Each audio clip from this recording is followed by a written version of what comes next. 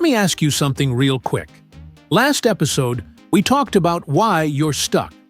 Why your 5K never seems to get better no matter how many times you lace up and go. And if you watched that video and thought, okay, I get it, I need to push harder, good. That's the first piece. But here's the thing nobody told you after that conversation. Pushing harder without knowing what you're actually doing is just suffering with no direction. And suffering with no direction doesn't make you faster. It just makes you tired and confused, and eventually, it makes you quit. So today, we're going from diagnosis to prescription. Today, we talk about how to actually run faster. Not someday, not after 6 months of mystery training. Now, this week, starting with your next run. If you're new here, welcome to the series. We're building something real here, episode by episode, from the absolute beginning of your running journey all the way to a level of performance you probably haven't let yourself imagine yet. Each episode connects to the last. Each one builds on what you already know. So if you haven't watched the previous episodes, go back and do that. The foundation matters. For everyone else, you already know the drill. Let's get into it. Before we go deep, quick question. Drop it in the comments. What's your current 5K time? Doesn't matter if it's 30 minutes, 40 minutes, or you've never actually timed yourself. Write it down. I want to know where you're starting from. And by the end of this video, you're going to understand exactly what needs to happen to change that number. Now, the real conversation. Here's something I need you to sit with for a second. Most people who want to run faster think that the solution is to just run. More, longer, harder. Just add more running, and eventually the speed shows up. That's not how it works. That is genuinely not how your body builds speed. If it were, everyone who runs consistently would be getting faster every single week, and that's obviously not what's happening. We already established that in the last episode. What actually builds speed is specific. It's deliberate. And it's surprisingly simple once you understand the 3 levers that actually control how fast you run. Those 3 levers are your aerobic base, your running economy, and your mental ceiling. I know that last one sounds soft. It isn't.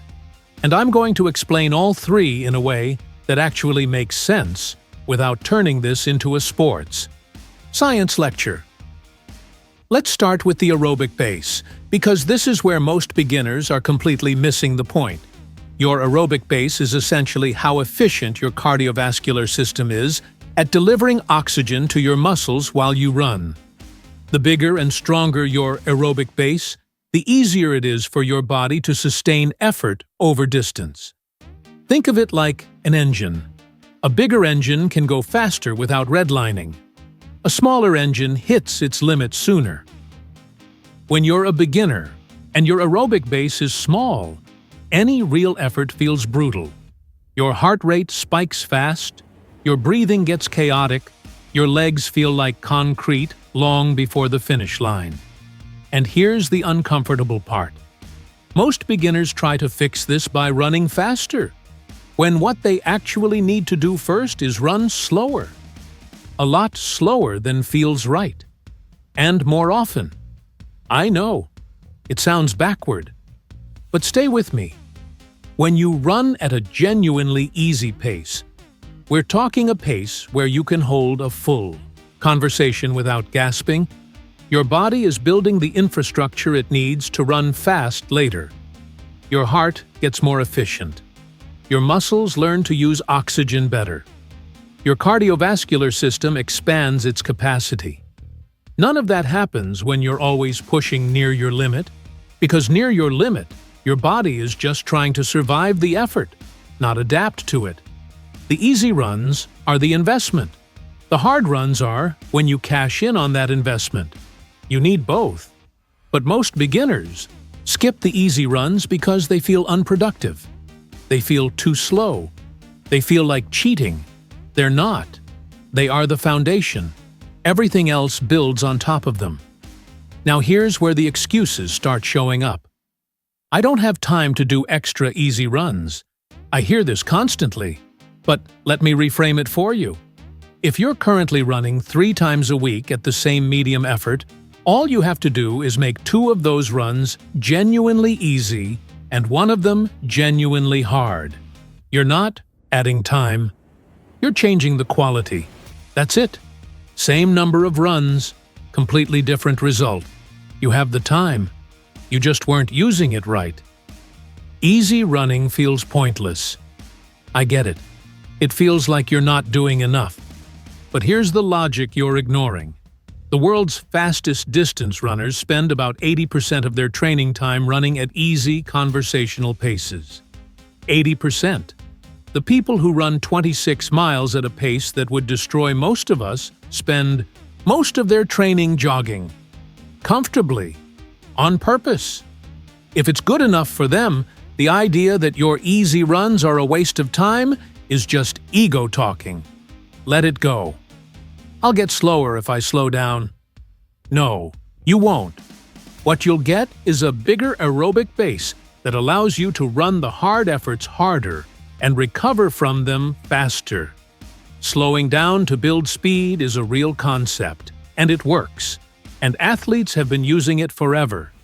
Your discomfort with running slowly is a mental thing, not a physiological one. Now, let's talk about the second lever. Running economy. Running economy is basically how efficiently you move. How much energy does your body burn to cover a given distance at a given pace? And here's the thing most people completely ignore. Your form directly affects your speed. Not in a complicated biomechanical way that requires slow-motion analysis and a coach watching your every step. In a very basic, common-sense way that you can fix right now. The biggest form mistakes beginners make are almost always the same. They overstride, meaning they reach their foot out too far in front of their body on each step, which is literally a braking motion. They run with way too much vertical bounce, wasting energy going up and down instead of forward. They carry tension in their shoulders and arms, which bleeds energy and creates unnecessary fatigue. And they breathe in a way that's completely disconnected from their effort level. Here's how you start fixing all of that, without overthinking it. Shorten your stride. Seriously, just take more steps per minute. Your foot should land roughly under your hip, not way out in front of you. When it lands out in front, you're fighting your own forward momentum every single step. Bring it underneath you, and things get smoother, almost immediately. You'll notice it within the first 5 minutes if you've never paid attention to this before. Lean forward slightly from your ankles, not from your waist, from your ankles, like you're falling into the run and letting your legs catch you. This is how efficient runners naturally move. Forward lean reduces the braking effect with every step and lets gravity do some of the work. It feels weird at first. It starts feeling natural within a few weeks. Relax your hands. Seriously, just open them slightly. Shake out your shoulders before you run. Drop them away from your ears. The amount of energy beginners waste carrying tension in their upper body is genuinely wild. It changes the whole run when you let it go. And breathe on purpose. Find a rhythm that matches your effort. For easy runs, in through the nose and out through the mouth, slow and controlled. For harder efforts, mouth open, deeper and more aggressive.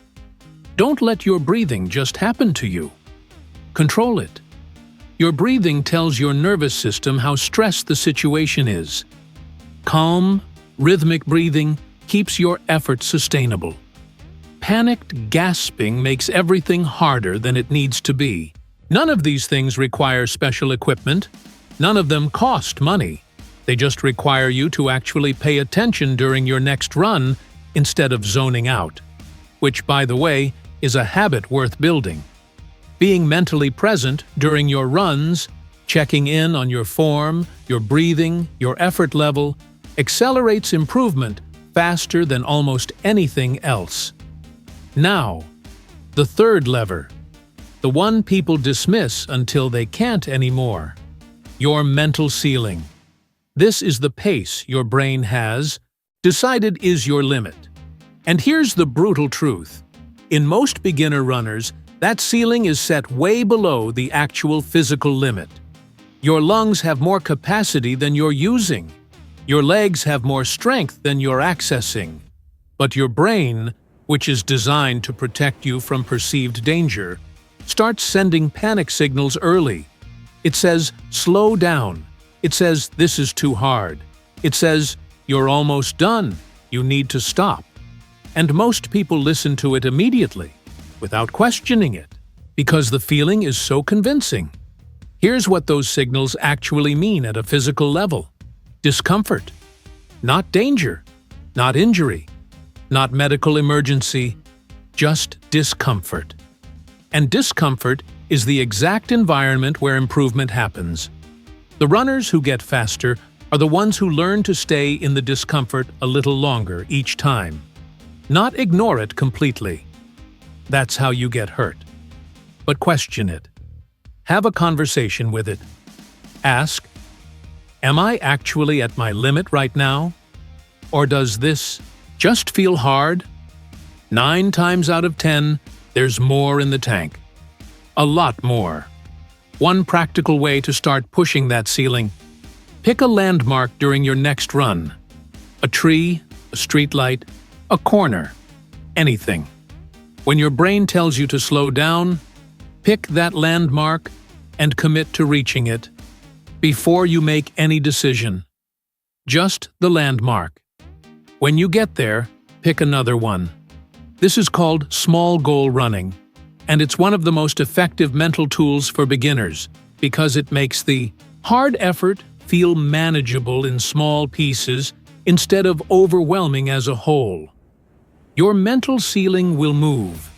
Every time you push past it a little, it adjusts. Slowly at first, then faster.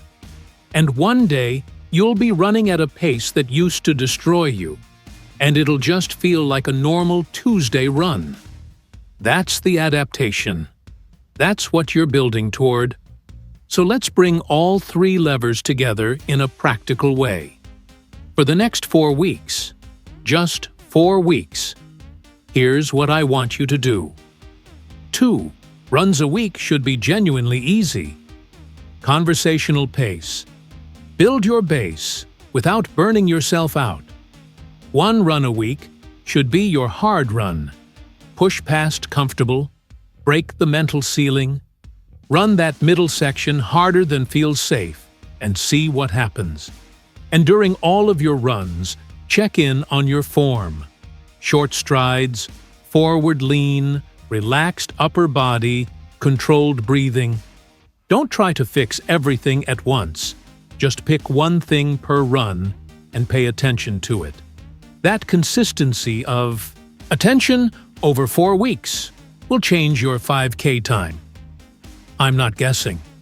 This is what works. And here's the piece that ties it all together. The thing I want you to actually remember from this entire video. Speed is not a gift. It's not something some people are born with and others aren't. Speed is a skill. It's built through layers. Easy runs build the base. Form adjustments improve economy. Mental training raises the ceiling. Layer by layer, run by run, you get there. The runners who get fast aren't special. They're just consistent and intentional. That's the whole secret. Stop waiting to feel ready. Stop waiting for the perfect training plan, or the perfect shoes, or the perfect weather. Your next run is the one that starts the change. Make it count. And I want to leave you with this. You showed up to this video because something in you knows you're capable of more. That instinct is right. Trust it. act on it. The person who finishes a 5K 2 minutes faster than you do right now isn't biologically different from you.